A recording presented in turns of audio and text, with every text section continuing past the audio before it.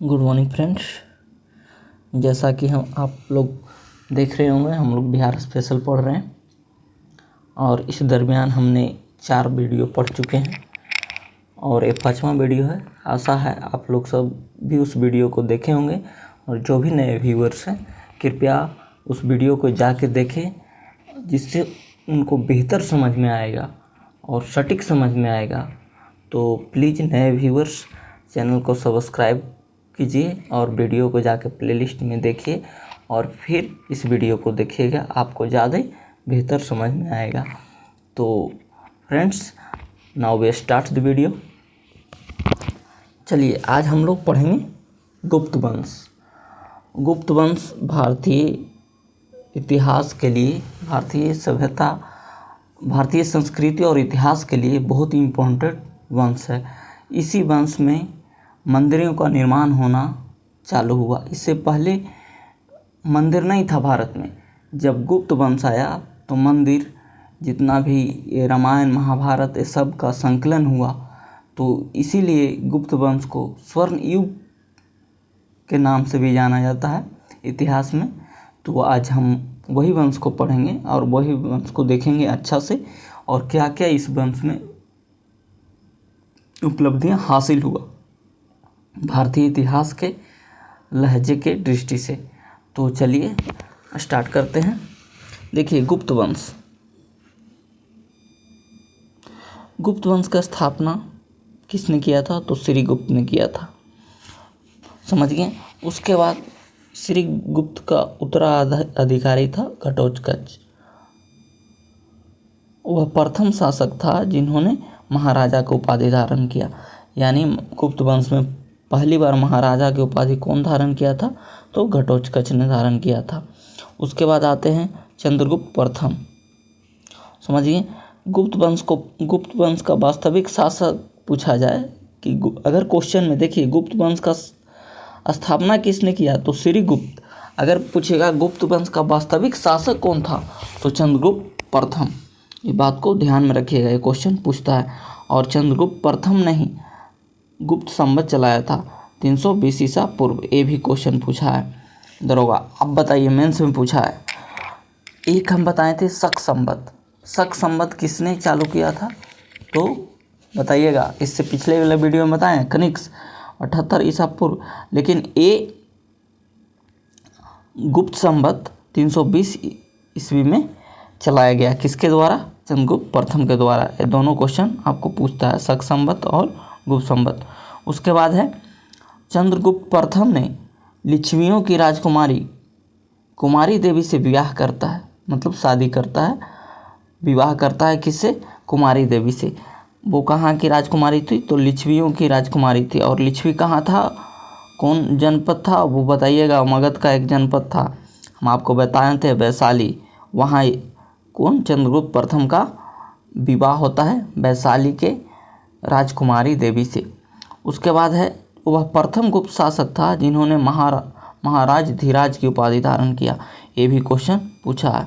महाराज धीराज की उपाधि पहली बार तो चंद्रगुप्त प्रथम, और महाराजा के उपाधि पहली बार तो घटोत्कच। ये ध्यान में रखिएगा। उसके बाद सबसे शक्तिशाली शासक था इस वंश का समुद्रगुप्त।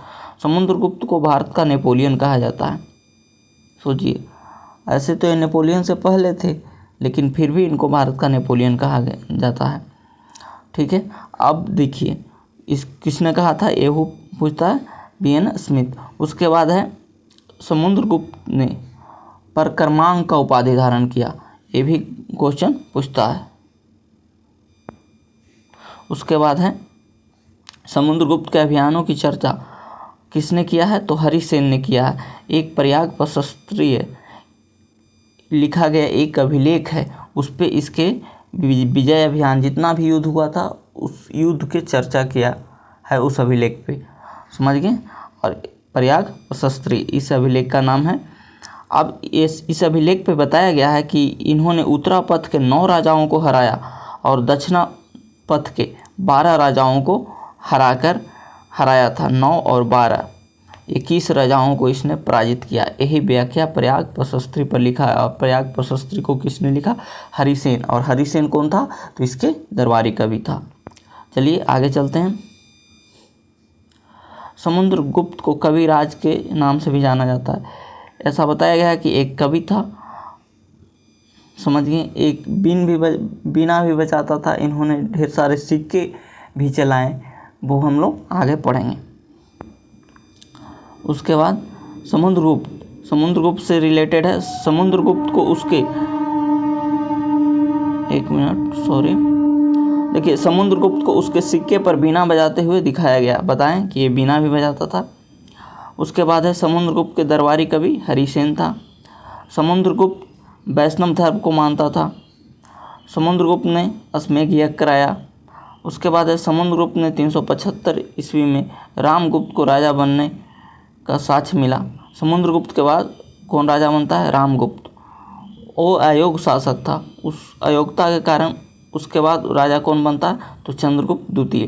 देखिए, सबसे पहले राजा कौन बना?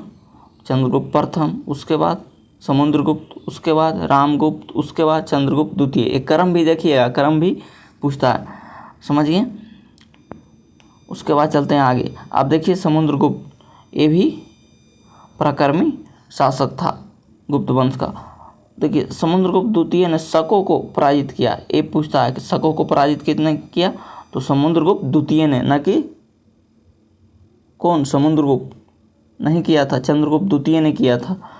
ध्यान में रखिएगा, समुद्रगुप्त शकों को पराजित नहीं करता है, चंद्रगुप्त द्वितीय शकों को पराजित करता है। ये क्वेश्चन पूछता है, इसीलिए हम इस पर बार बार फोकस कर रहे हैं, समझिए। विक्रमादित्य की उपाधि धारण करता है कौन? चंद्रगुप्त द्वितीय। तो देखिए, चंद्रगुप्त प्रथम, उसके बाद समुद्रगुप्त, रामगुप्त, उसके बाद चंद्रगुप्त द्वितीय। सभी के हम लोग क्रम भी देख लिए और अच्छा से देख लिए कौन शासक क्या किया था, क्या उसके काल में क्या इम्पोर्टेंट काम हुआ था। चलिए उसके बाद चलते हैं। समुद्रगुप्त द्वितीय ने देवगुप्त, देवराज, देवश्री आदि की उपाधि धारण करता है। ये उपाधि भी आपको एग्जामिनेशन में पूछेगा। समुद्रगुप्त द्वितीय ने ध्रुव देवी कुबेरनाग से विवाह किया। उसके बाद है कुबेरनाग से उत्पन्न पुत्री प्रभावती। प्रभावती कुबेरनाग से उत्पन्न हुआ था। वो किसका पुत्री था? तो चंद्रगुप्त द्वितीय के। उसको किससे शादी करता है? बाकाट नरेश रुद्र सेन से शादी करता है। बाकाटक एक नरेश था, कौन? रुद्रसेन, समझिए। उससे अपने पुत्री को विवाह करता है। चलिए उसके बाद, उस समय बाकाटक वंश एक बहुत समृद्धशाली वंश, उभरता हुआ एक समृद्धशाली वंश था। उससे अपने बेटी को विवाह करता है। उसके बाद देखिए, रुद्रसेन की मृत्यु के बाद प्रभावती अपने पुत्रों के साथ राजा बनता है, समझिए। उसके बाद उसी के सहायता से प्रभावती ने चंद्रगुप्त द्वितीय की सहायता से गुजरात और काठियावाड़ पर विजय प्राप्त करता है, समझिए। उसके बाद है चीनी यात्री। ये क्वेश्चन बहुत एग्जाम में पूछा है। चीनी यात्री फाहियान किसके समय आया था? तो चंद्रगुप्त द्वितीय के समय आया था। इन्होंने 14 वर्ष तक भारत में रहा। फाहियान किसके समय आया था? तो चंद्रगुप्त द्वितीय के समय आया था, ध्यान में रखिएगा। और वेनसांग तो हर्षवर्धन के काल में आया था। उसके बाद है चंद्रगुप्त द्वितीय ने महरौली स्तंभ में चंद्र नामक से संबोधित किया गया है। महरौली लौह स्तंभ समुद्रगुप्त द्वितीय को माना जाता है। ऐसा जो दिल्ली में महरौली स्तंभ है, उसमें अभी भी उस स्तंभ में जंग नहीं लगा है। तो ऐसा उस पर लिखा है चंद्र। इसको किसने बनाया है? तो चंद्र नामक राजा। और वो चंद्र नामक राजा कौन था, जो अभी पता नहीं लगा है, लेकिन उसको इतिहास है जो चंद्रगुप्त द्वितीय से जोड़ दिया है, यानी चंद्रगुप्त द्वितीय ने ही उसका निर्माण किया था। ये भी क्वेश्चन आपको मिलेगा। अब देखिए, नवरत्न किसके काल में रहता था? तो चंद्रगुप्त द्वितीय के काल में रहता था, न कि समुद्रगुप्त के काल में रहता था। ढेर आप लोग समुद्रगुप्त रहता है, समुद्रगुप्त मार के चलाते हैं और क्वेश्चन गलत हो जाता है। नहीं, ये जितना भी हम अंडरलाइन कर रहे हैं वो इम्पोर्टेंट है। हम आपको बार बार बोलते हैं, कालिदास, धन्वंतरी, अमरसिंह, ब्राह्मणिर, शंकु, बेताल, भट्ट, परकर, छत्रपक, छपनक, छत्रप्रक, देखिए भारूची, ये सब इसके दरबार में था। अब देखिए कुमारगुप्त, इसके बाद कौन आता है? कुमारगुप्त। चंद्रगुप्त द्वितीय एवं ध्रुव देवी के पुत्र था कौन? कुमारगुप्त प्रथम। ये शासक बनता है 415 ईस्वी में। इन्होंने नालंदा विश्वविद्यालय की स्थापना करता है। ये इम्पोर्टेंट बहुत क्वेश्चन है, यहाँ एक क्वेश्चन आपको एग्जाम में देखने को मिलेगा। नालंदा विश्वविद्यालय की स्थापना किसने करता है? तो कुमारगुप्त ने करता है, समझिए। उसके बाद आगे चलते हैं। नालंदा विश्वविद्यालय बौद्ध धर्म का केंद्र था, और अभी जो नालंदा विश्वविद्यालय बन रहा है वो भी बौद्धों का केंद्र बनेगा। उसके बाद है स्कंदगुप्त। स्कंदगुप्त ने हुनों को हुन आक्रमण किसके समय करता है? तो स्कंदगुप्त। और शक आक्रमण किसके समय करता है? तो बताइएगा, शक को किसने विनाश किया था?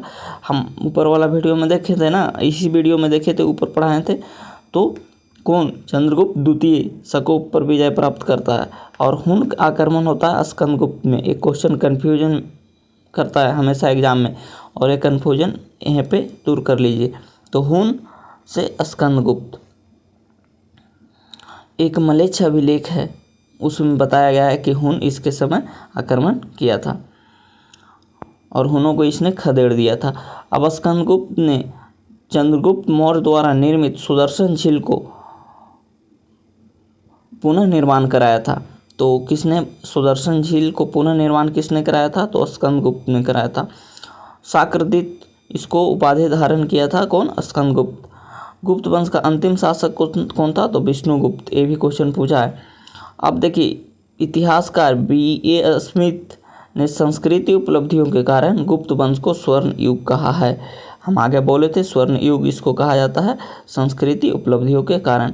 अब देखिए, हम लोग पाल वंश पढ़ चुके हैं। पाल वंश में हम लोग पिछला वीडियो में पढ़ चुके हैं। जो इम्पोर्टेंट फैक्ट है उदंतपुरी विश्वविद्यालय हम बता चुके हैं। इस वंश का प्रमुख शासक धर्मपाल। विक्रमशिला विश्वविद्यालय भागलपुर में है। किसने? धर्मपाल ने किया था। सोमपुर बिहार का स्थापना यही किया था, जो वर्तमान में अभी बांग्लादेश में है, समझिए। उसके बाद है धर्मपाल ने त्रिपक्षीय संघर्ष में भाग लिया था। त्रिपक्षीय संघर्ष कन्नौज के लिए हुआ था, समझिए। ये हम लोग जब हिस्ट्री पढ़ेंगे, इंडियन हिस्ट्री पढ़ेंगे, तो इंडियन हिस्ट्री में, एंशिएंट हिस्ट्री में इस चैप्टर पढ़ना है, तो ये चैप्टर को हम लोग वहाँ अच्छी तरह से पढ़ेंगे, समझिए। अभी हम लोग बिहार के हिस्ट्री पढ़ रहे हैं, तो उतना डिटेल में नहीं पढ़ना है। जो बिहार से रिलेटेड है, फैक्ट है, जो एग्जाम में आता है, वही हम आपको पढ़ा रहे हैं। चलिए, उसके बाद एक कन्नौज के लिए हुआ था। धर्मपाल को उत्तरापद का स्वामी कहा जाता है, ये हम लोग पढ़ चुके हैं।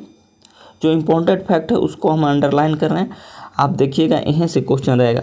धर्मपाल के बाद देवपाल उस शासक बनता है। देवपाल ने राजधानी मुंगेर लाया, ये भी क्वेश्चन पूछता है। देवपाल के समय शैलेंद्र वंशी एक राजा था जो बौद्ध विहार बनाने के लिए नालंदा में 5 गांव दान में देता है। तो ये सब फैक्ट था, और ये फैक्ट है जो आपको एग्जाम में मिलेगा। पालकालीन कांसे की मूर्ति बनाने में 2 उस समय कलात्मक उसको क्या मूर्तिकार था, वो था धीमन और बिठवाल। ये धीमन और बिठवाल उस समय सबसे अच्छा मूर्तिकार था जो कांसे की मूर्तियाँ बनाता था। ये इम्पोर्टेंट क्वेश्चन है, आगे वाला एग्जाम में यहीं से क्वेश्चन बनेगा, धीमन और बिठवाल से। तो फ्रेंड्स, अब हम लोग वीडियो को समाप्त करते हैं। ज़्यादा वीडियो लंबा नहीं बनाना चाहते हैं, छोटा वीडियो हो लेकिन आपके लिए अट्रैक्टिव हो, आकर्षक हो, और आपको एग्ज़ाम में जितना भी पॉइंट बताए हैं वो सब पॉइंट आप लोगों को एग्ज़ाम में मिलेगा। आप बेफिक्र होकर इस वीडियो को देखिए, एक बार नहीं 2 बार 3 बार देखिएगा, आपको याद हो जाएगा। आप एग्जामिनेशन में जाइएगा, वहाँ आपको ज़रूर फ़ायदा मिलेगा। तो मेरे दृष्टि से आज इतना ही। Thanks for watching this video. Please channel को सब्सक्राइब कर लीजिए और ज़्यादा से ज़्यादा अपने फ्रेंड्स के पास शेयर कीजिए, क्योंकि उसका भी भला हो, वो भी एग्ज़ाम पास करे, उसका भी नौकरी हो। तो नाउ अब हम लोग वीडियो को समाप्त यहीं पे करते हैं। नेक्स्ट वीडियो में हम आपको मिलेंगे बौद्ध धर्म और जैन धर्म के साथ। तो उसके बाद बिहार का जो एंशिएंट पार्ट है, एंशिएंट हिस्ट्री का पार्ट है, वो ख़त्म हो जाएगा। बौद्ध धर्म और जैन धर्म को पढ़ने के बाद हम लोग मिडाइवल में प्रवेश करेंगे। तो आज इतना ही।